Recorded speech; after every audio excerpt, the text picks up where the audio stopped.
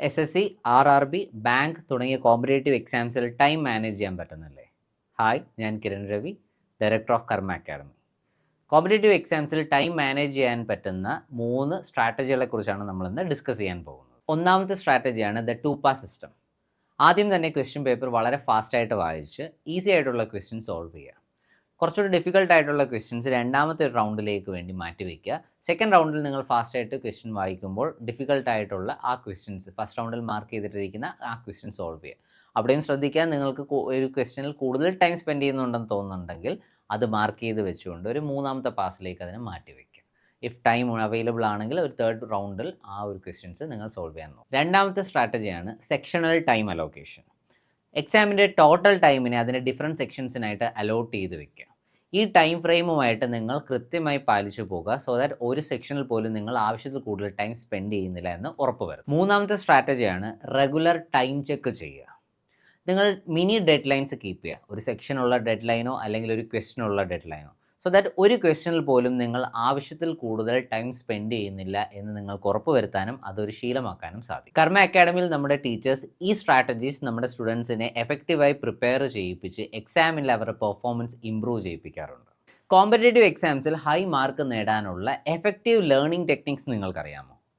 നൂറുകണക്കിന് കുട്ടികളെ SSC, bank, RRB എക്സാംസിൽ ക്വാളിഫൈ ചെയ്യിക്കാനായി അവർക്ക് പഠിക്കാനുള്ള മെത്തേഡ്സ്, എഫക്റ്റീവ് ലേണിംഗ് മെത്തേഡ്സ് ഞങ്ങൾ പറഞ്ഞു കൊടുക്കുന്നത് നിങ്ങളുമായി ഇന്ന് ഷെയർ ചെയ്യാം.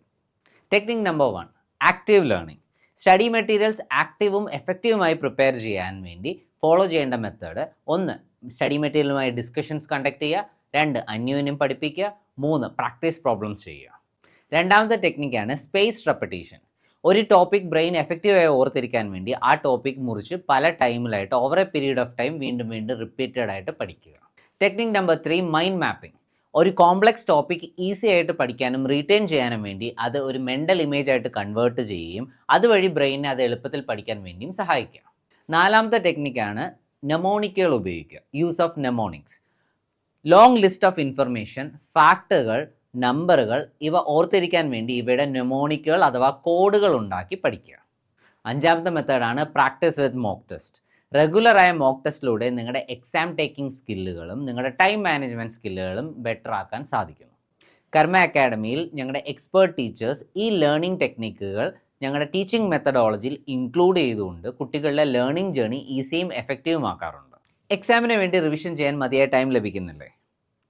കുട്ടികളെ എല്ലാ വർഷവും കോമ്പറ്റേറ്റീവ് എക്സാംസിൽ ക്വാളിഫൈ ചെയ്യിപ്പിക്കാൻ സഹായിക്കുമ്പോൾ അവിടെ അവരുടെ മുന്നിൽ കണ്ടിട്ടുള്ള ഒരു പ്രോബ്ലമാണ് എക്സാമിന് റിവിഷന് മതിയായ ടൈം തികയുന്നില്ല എന്നുള്ളത്. എക്സാം ടൈം മാനേജ് ചെയ്യാനുള്ള അഥവാ എക്സാമിൻ്റെ റിവിഷൻ ടൈം മാനേജ് ചെയ്യാനുള്ള കുറച്ച് എഫക്റ്റീവ് ടെക്നിക്കുകൾ ഞാൻ നിങ്ങൾക്ക് ഇന്ന് ഷെയർ ചെയ്തു തരാം. ഒന്നാമത്തെ method, focus on key concepts. ഏത് ടോപ്പിക്കാണോ പ്രിപ്പയർ ചെയ്യുന്നത് അതിൽ ഏറ്റവും ഇമ്പോർട്ടൻ്റ് ആയിട്ടുള്ള കോർ കൺസെപ്റ്റുകളും ഫോർമുലാസും ഐഡൻറ്റിഫൈ ചെയ്യുക, അത് റിവൈസ് ചെയ്യുക. ഇതായിരിക്കും കോംപ്ലക്സ് പ്രോബ്ലംസ് ചെയ്യാനുള്ള നിങ്ങളുടെ ഏറ്റവും ഫൗണ്ടേഷൻ. രണ്ടാമത്തെ method, use quick revision notes.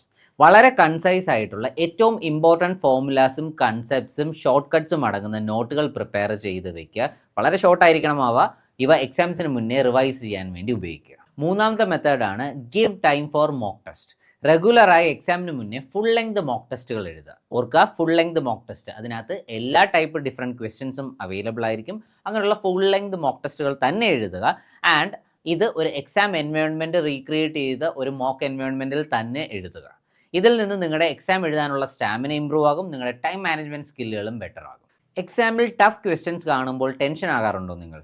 നൂറുകണക്കിന് കുട്ടികളിൽ കോമൺ ആയി കണ്ടിട്ടുള്ള ഒരു പ്രോബ്ലമാണ് എക്സാംസ് അറ്റൻഡ് ചെയ്യുമ്പോൾ ടഫ് അല്ലെങ്കിൽ ബിഗർ ക്വസ്റ്റ്യൻസ് കാണുമ്പോൾ ടെൻഷൻ ആകുന്നത്. ഇതെങ്ങനെ ഓവർകം ചെയ്യണമെന്നുള്ള കുറച്ച് ടിപ്സ് ഞാൻ ഇന്ന് നിങ്ങളുമായിട്ട് ഷെയർ ചെയ്തു തരാം. ഒന്നാമത്തെ tip, stay calm and read the question തറവ്ലി.